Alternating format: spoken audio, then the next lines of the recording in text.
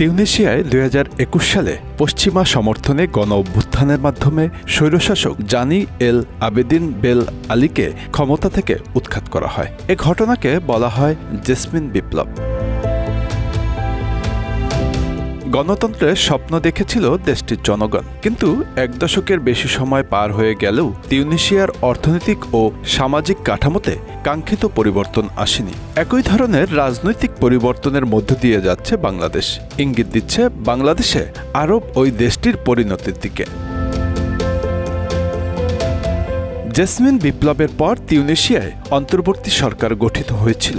জনগণের প্রত্যাশা ছিল অর্থনীতি পুনরুদ্ধার হবে, দুর্নীতি কমবে, সমাজে স্থিতিশীলতা ফিরে আসবে। কিন্তু বাস্তবে দেখা গেল জনতুষ্টিবাদের নামে সরকার একের পর এক দাবির সামনে নতি স্বীকার করছে, কিন্তু কার্যকর সংস্কারের পথে হাঁটেনি।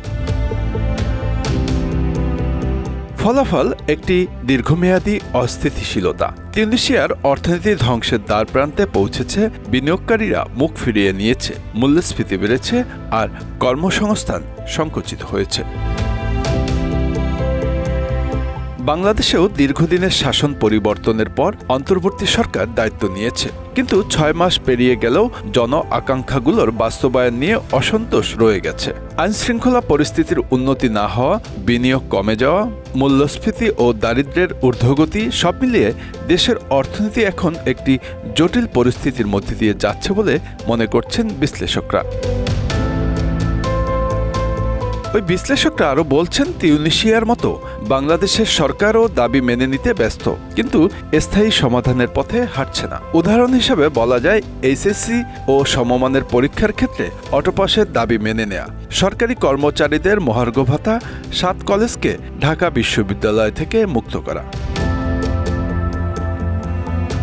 রাজনৈতিক বিশ্লেষকরা বলছেন, নানান মহল থেকে তোলা দাবির বিষয়ে মনে হয় সরকারের একটি ভীতি আছে।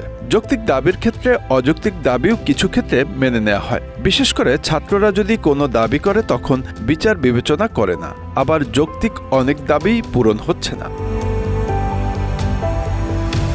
বিবেচনা ছাড়াই সরকারের এই দাবি মেনে নেয়াকে জনতুষ্টিবাদ হিসেবে আখ্যায়িত করেছে রাজনৈতিক বিশ্লেষকরা। তারা বলছেন, এটা যদি অব্যাহত থাকে তবে এর প্রভাব পড়বে দেশের নীতি নির্ধারণ ও ভবিষ্যৎ পরিকল্পনার উপর।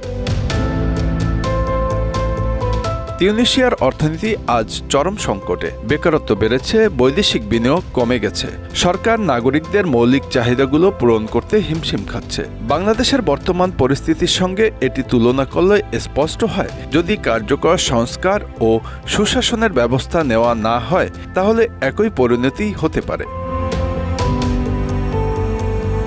ইন্টারন্যাশনাল ক্রাইসিস গ্রুপ ইতিমধ্যে দাবি করেছে, গত ৬ মাসে সরকারের জনপ্রিয়তা কমেছে। এ অবস্থা আরও দীর্ঘায়িত হলে পরিস্থিতি কারোর জন্যই সুখকর না। রাজনৈতিক দলগুলো ইতিমধ্যে বলতে শুরু করেছে, ৬ মাসে তাদের যেটা মূল কাজ তারা সেটি শুরু করতে পারেনি। Bangla affairs, news desk.